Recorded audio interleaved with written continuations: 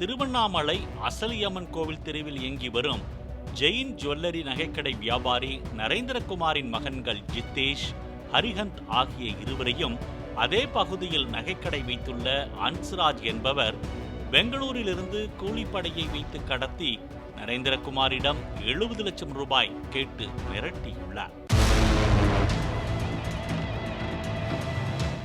முதற்கட்டமாக 10 லட்சம் ரூபாயை பெற்றுக்கொண்ட ஹன்ஸ்ராஜ் நரேந்திரகுமாரிடம் மேலும் 60 லட்சம் ரூபாய் கேட்டுள்ளார். கடத்தல் கும்பலுக்கும் நகைக்கடை உரிமையாளர் நரேந்திரகுமாருக்கும் இடைத்தரகராக ஹன்ஸ்ராஜ் செயல்பட்டுள்ளதாக கூறப்படுகிறது. தகவல் அறிந்து சுதாரித்துக் கொண்ட திருவண்ணாமலை மாவட்ட காவல்துறையினர் அதிரடியாக செயல்பட்டு பெங்களூருவுக்கு கடத்தி செல்லப்பட்ட ஜித்தேஷ், ஹரிஹந்தையும் மேல்செங்கம் சுங்கச்சாவடி அருகே மீட்டுள்ளனர்.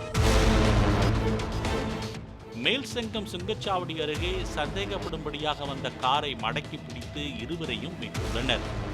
நகைக்கடை அதிபர் அன்ஸ்ராஜ் பெங்களூரு ரவுடி கும்பலை சேர்ந்த பில்லா, பிரவீன், சீனு, முயல் என்கின்ற ராஜ்குமார் ஆகிய 5 பேர் கைது செய்யப்பட்டு ஒரு கார் மற்றும் 9 லட்சம் ரூபாய் பறிமுதல் செய்யப்பட்டது. மேலும் இந்த கடத்தலில் தொடர்புடைய 6 நபர்களை தனிப்படை அமைத்து திருவண்ணாமலை போலீசார் தேடி வருகின்றனர். கடத்தலில் ஈடுபட்டு கைதான 5 பேரையும் ரகசிய இடத்தில் வைத்து திருவண்ணாமலை போலீசார் விசாரணை மேற்கொண்டனர். அப்போது தொழிலில் ஏற்பட்ட நஷ்டம் காரணமாக நரேந்திரகுமாரின் மகன்களை கடத்தி பணம் பறிக்க திட்டமிட்டதை அன்ஸ்ராஜ் ஒப்புக்கொண்டதாக போலீசார் தெரிவித்தனர்.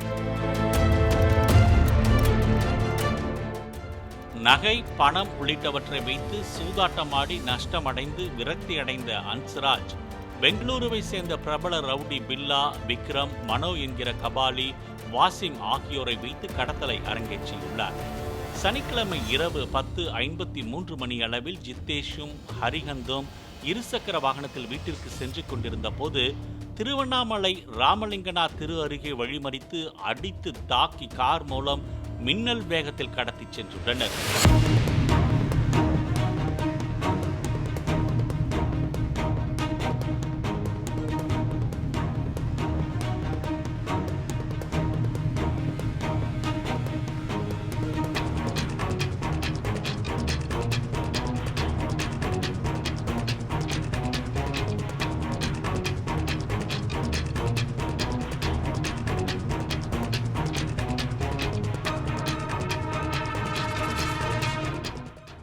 கடத்தி பணம் பறிக்க முயன்று கைதான ஜுவல்லரி அதிபர் ஹன்ஸ்ராஜ் மற்றும் பெங்களூரு ரவுடிகள் 4 பேரிடம் திருவண்ணாமலை போலீசார் விசாரணை நடத்தி வருகின்றனர்.